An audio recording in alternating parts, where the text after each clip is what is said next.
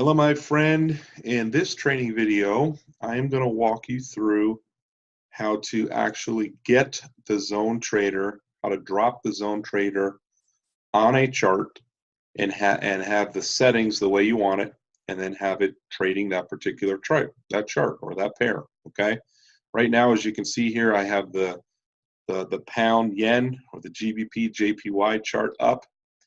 What we typically do, and again, we highly recommend that you start using this software with a demo account so that you can play around with this and get to know how the software works, start to understand the strategy that it uses. And so you know, if you want to tweak some of the settings along the way, you can.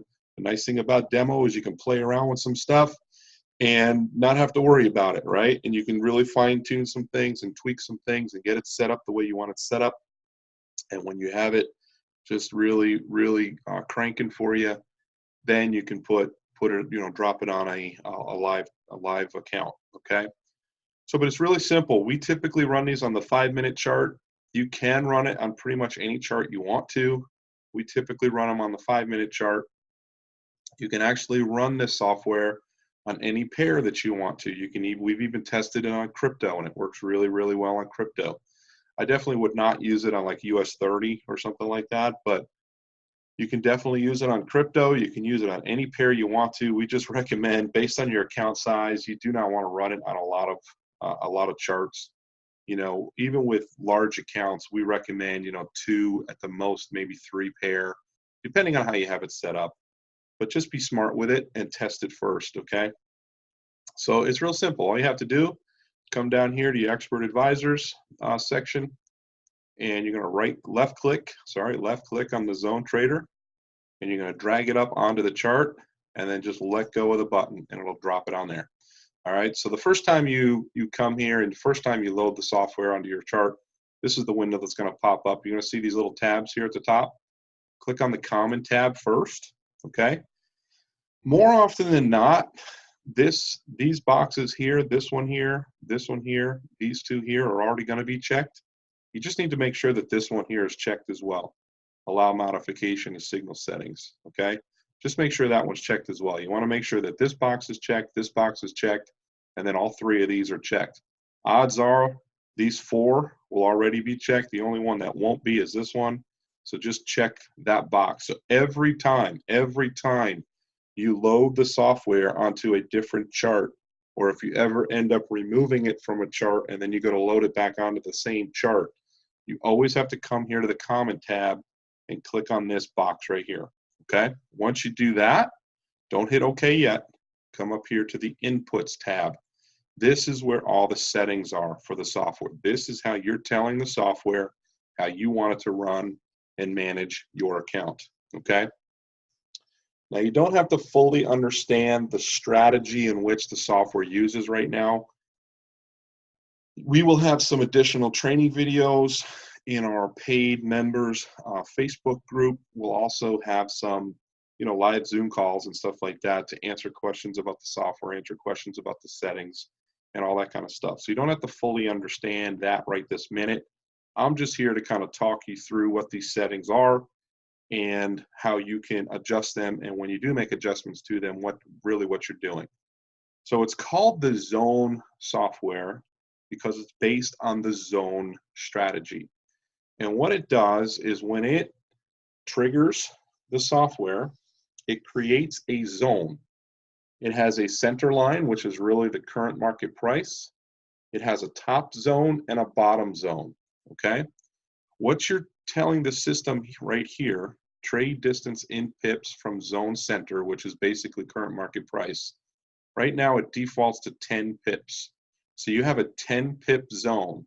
So if you drop the trader or drop the software on the chart with this setting, basically what it's saying is if the price goes up 10 pips, it'll trigger a buy position. If the price drops 10 pips, it'll trigger a sell position. Okay. If you want it to be a 20 pip zone, all you have to do is double click and then type in 20. Okay. Or if you want to swing the market, so like a 10 or 15 pip zone, maybe a 20 pip zone is a little bit more closer to scalping. But if you wanted to use the software to swing the markets, you could do like a 50 pip zone with a 100 pip take profit. All right, but let's just keep it at the default. Let's just go with 10. So that's your zone, okay? Do you want to create a new zone on the next bar? What this means is, again, we are on the 5-minute charts. Every one of these candles represents 5 minutes, or if you want to call it a bar, okay? When it says bar, it's referring to these candles on the chart. If you have it set to the 15-minute chart, then every bar or every candle represents 15 minutes, right? So what I typically do, and what we kind of typically do, is we set this to yes, because what that means is every time the current candle or the current bar closes and a new bar opens, that's when it'll set the new zone. So if it's the first time you're dropping the software on this particular chart, it doesn't have any zones set up yet. It's going to wait until the current candle closes and the next candle or the next bar opens before it drops the zone on the chart.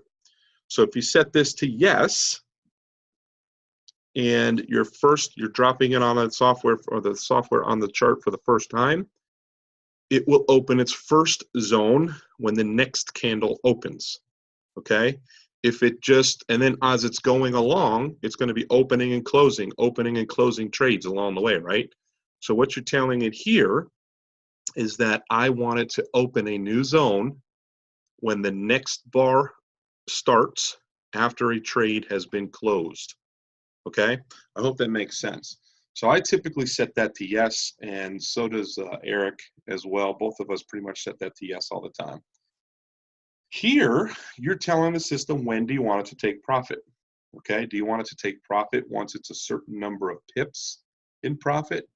Do you want it to take profit based on a dollar amount, a US dollar amount? Or do you want it to take profit based on a percentage of your account balance? So you can choose. I typically just use the dollar amount, the USD, and you can pretty much set this to anything you want to. And again, it depends on how you are using the software. If you're using it to scalp the markets, you want to set this low, like maybe $2 or $3. You know, set it. Again, it depends on what your account balance is.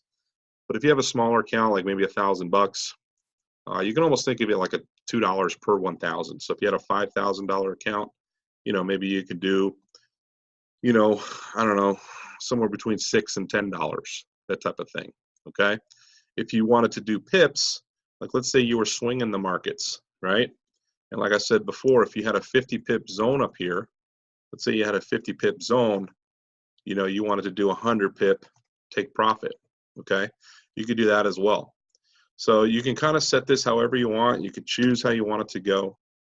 All right. So it's either number of pips, number of dollars, or percentage. Do you want it to trade on Fridays? Yes or no? Even if you say no to this, it won't open any new trades on Fridays, but it'll still manage any current open trades. So if you still have open trades, it'll manage those until it closes it out, but it will not take any new positions on a Friday, okay? Starting lot size, you know, we recommend anywhere from 0.01 to 0.02 at the most per 1,000, okay? 0.01 to 0.02 per 1,000. Max spread in points, okay? What that means, you see in parentheses, it says points. What that means is 2 pips is 20 points, okay? If you want it to be 2.5 pips, you would set this to 25. And what that means is, as you know, currency pairs constantly have spreads. What you're telling the system here is that if you have it set to 25, that's 2.5 pips. You're basically telling the system, I never want it to open a new trade if the current spread on this particular pair, so the one, again, the chart that I'm looking at is the GBP JPY, the pound yen, okay? If the pound yen is ever above 2.5 pips, if the spread is ever above 2.5 pips, it will not open a new trade. It has to be 2.5 pips or less before it'll open a trade, okay? Now this here, let me explain this. Martingale factor. Some of you do not know what the martingale is. Martingale is a strategy that's out there. You can even Google or YouTube martingale strategy and, you know, Forex martingale or whatever to learn a little bit more about martingale. But what this means is if the software takes a additional position on the same trade, it will incrementally increase the lot size for each additional position. And more often than not, they're hedging positions, okay? So for instance, again, you remember I told you based on the zone, if we had the zone set to 10 pips, we would have a buy position zone above 10 pips above the current market price and a sell zone 10 pips below the market price. Well, if the price drops down 10 pips, it triggers a sell. Well, if it starts to recuperate and it comes back up, another 10 pips, it'll trigger a second position, but that second position will be a buy. And when it opens that second position, it's going to set the lot size based on what you have here in your settings. So if you double click on it and then click on this arrow over here on the right, you'll see your options down here. You can go all the way down to 1 to 1.25 to 1.5, 1.75, all the way up to 3.0, okay? So if you have it set to 2.0, what that means is if you have your starting lot size as a 0.01, if it ends up taking a second position or a hedge position, the second position is going to open at a 0.02. And then if it ends up taking another hedge position at a third position, it's going to open that at a 0.04. And then if it ends up taking a fourth position, it's going to open that at a 0.08. So that's basically saying the market is just kind of bouncing around here. It's going up 10 pips, coming down 10 pips, going up 10 pips, coming down 10 pips. And eventually it's going to break out of that zone and go in one direction or the other. And you are going to have basically hedge positions against the opposite move, if that makes any sense, which it probably doesn't, which is okay right now. But I just want you to know that. So if you set this to 2.0, it's 2x. So you're doubling your lot size every time it takes a new position, okay? If you want to be more conservative, you can set this to like 1.25, all right? You know, if you want to be ultra aggressive, you can set it to 3.0. I don't recommend that. I mean, obviously, you're starting this with a demo account anyway, so you can play around with it and test it and see what you like and see what works best for you. But just know that that's what this setting is doing, okay? So I'm just going to set it and leave it at 2.0. This here, you're telling it, all right, you can have it set to anywhere between 5 and 10. You're telling it what's the max number of trades or max number of positions you want it to open on any one particular trade or any one singular trade, okay? So if you have it set to 9, it'll never take more than 9 positions. And then it'll just ride it out and see what happens from there, okay? If you have it set to 5, obviously same thing, okay? Now, pretty much these two here, you can leave them as is. I really wouldn't worry about that. Wouldn't worry about those at all. Use compounding. I would say yes to that because you do want your account to compound, okay? Font size, that's not that big a deal. I mean, that just shows you when the markets are open and when you actually drop this software on the charts, a box is going to show up here, and that's just saying the font size of the informational box that pops up on your chart, okay? And then the only other thing that you need to think about and look at is when you're dropping this software on different charts, this number right here, this magic number, you want to tweak that a little bit. So the first time you drop it on a chart, so this is assuming this is the first time you drop it on any chart. So I'm going to drop it on the GBP JPY, right? Well, let's say I also wanted to drop it on the USD JPY. Well, I already have it running on the GBP JPY. I'm going to also drop this software on the USD JPY. Well, when I drop it on the USD JPY, I don't want this same magic number to be running on that chart that I do on this chart. So when I drop it on that secondary chart, I'm just going to change this last number. I mean, you can just, right now it comes out 87. You can change it to 80. You know, just change it, change the number just a little bit so the software can differentiate from one chart to the other. Okay. And then if you know how MetaTrader 4 works, you do have the ability for it to send notifications to your phone. So if you say yes to this, then when it opens a trade, it'll send the notification to MetaTrader 4. And if you have MetaTrader 4 set up to send notifications to your phone, when a trade opens, you'll also get a notification on your phone. Okay? So if you, it's up to you if you want to do that, either yes or no. It's totally up to you. You can either have it send you notifications or not. No big deal. Okay? So that's all there is to it. And then once you have all that set up, now the other thing you can do to make it easier down the road, and let me set this. I'll just set that to $2. Okay, that's my take profit.